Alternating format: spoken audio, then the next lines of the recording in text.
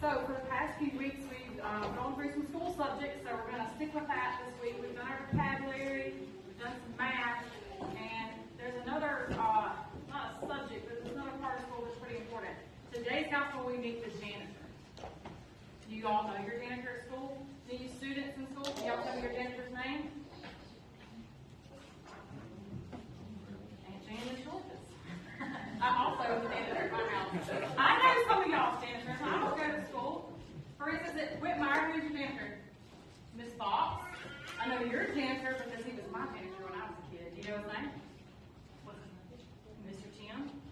Do any of our adults remember janitor's name? What's her name? Miss Ollie. Mr. All right. Any of my classmates remember our janitor in high school? John Lane. What about you, Allie? John Lane. Miss Pat? All right. Y'all are doing pretty good. Those janitors are pretty important because they, yes, Owen? I have two at big school.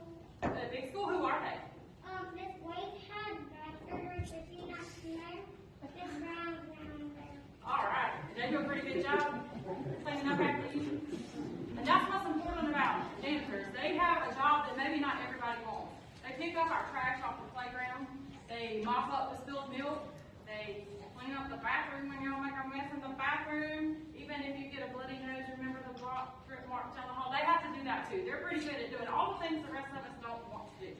Well, today's scripture, we see Jesus, he's going to the church, to the temple, and when he gets there, it doesn't really look like church as we know it or as we see it today. It looks more like a livestock show at the state fair, or maybe like Silver and Saluda when it's sale day. There's a bunch of animals in there, and along with these cows and oxen and dogs and sheep, we have manure and hay and moo and bang, which is not what we see in our church, right? That's not normal. And you know, it made Jesus very angry.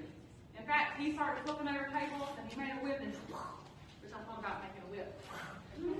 And he got really upset, which we don't see in the Bible a lot. Jesus doesn't get mad a whole lot in what we read about him in the Bible.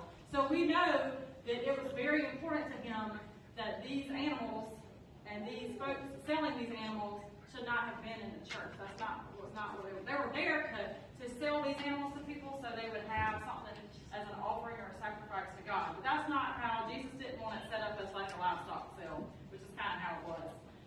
So Jesus turned into the janitor and he cleaned out. He get these out of here. Let's clean this mess up. And he was important too. He was doing a job that no one else wanted to do. And we need to remember Jesus as a janitor in our lives too. That's not really a word we use to describe Jesus a lot, is it? Jesus the janitor. But sometimes our hearts get messy. Maybe not with hay or manure, but with other stuff that shouldn't be there. We have our hearts. And the way to clean out our hearts is to let Jesus in your heart. Let him be the janitor. Let's bow our heads and pray. Dear God, create in us a clean heart. In your name we pray. Amen.